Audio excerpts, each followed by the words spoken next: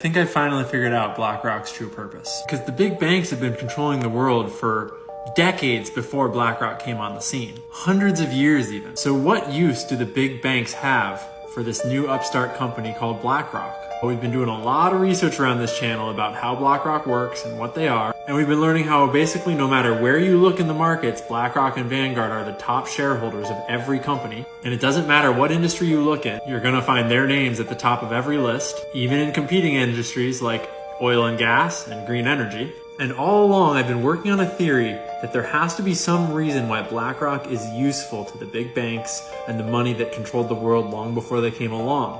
And I think I figured it out. Here's a list of all the biggest banks in the US. JP Morgan is the biggest, and they control $3 trillion of assets. Trillion with a T.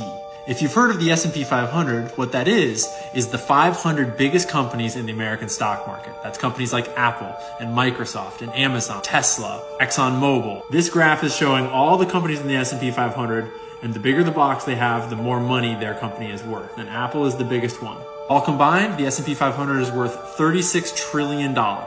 So JP Morgan alone controls assets that are equal to almost 1/10 of more or less the whole US stock market, because the S&P 500 is most of the US stock market's value.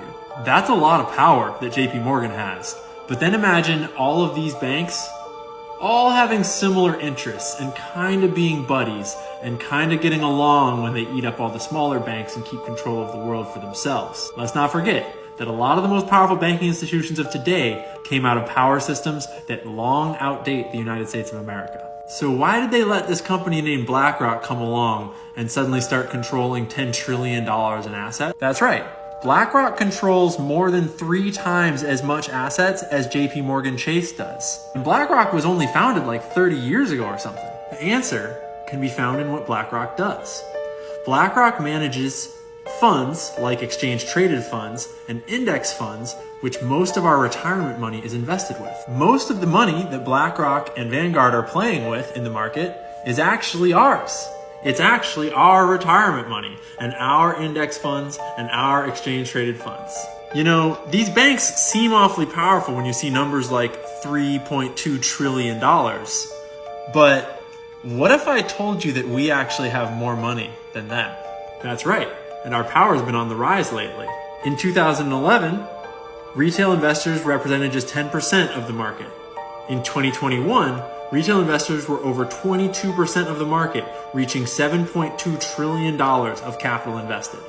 And that's just the money that we're actually investing for ourselves. Do you remember what happened to GameStop? Money that average traders are putting into the market right now is more than double the money that JP Morgan Chase has in the market right now. But hold on, because it gets juicier. US retirement assets total up to $33.6 trillion. And surely, a big portion of this is the retirement funds of really rich people. But don't underestimate the power of numbers. There's a lot of normal people like us. And when you put those $33.6 trillion next to numbers like $3 trillion, you start to realize that we have an awful lot of power over these markets if we were going to wield it for ourselves. Problem is, these funds with companies like BlackRock and Vanguard, they wind up controlling almost 30% of the assets in the marketplace. It's complicated, and it depends on which numbers you go by. Like, retirement accounts account for about 30% of the market. That's because a lot of retirement accounts are invested with things that are not stocks, like commodities or like bonds. But let me remind you that the S&P 500 is only worth $36 trillion. And if we weren't putting all of our retirement money away with a company like BlackRock or Vanguard, and we were the ones investing in these companies and then voting those shares because we were educated investors, it makes me wonder if we would vote to have people like the CEO of General Mills get paid $15 million a year.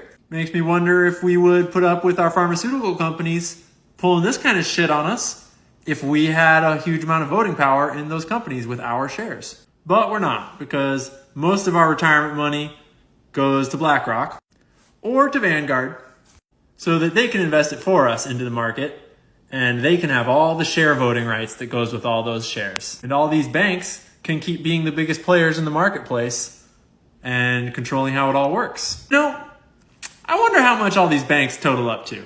Why don't we add up the top 8? Little math here, came out to this. This is in millions, by the way. Let's make it into trillions so it's easier to see. Divide that number by a million. And in total, the top 8 banks control $12.14 trillion in assets, all combined. I'm sorry, 12 trillion? Yo, you guys are small fish. We're out here trading. Power to the people, motherfucker. Do you see why I keep saying that education is the most important step?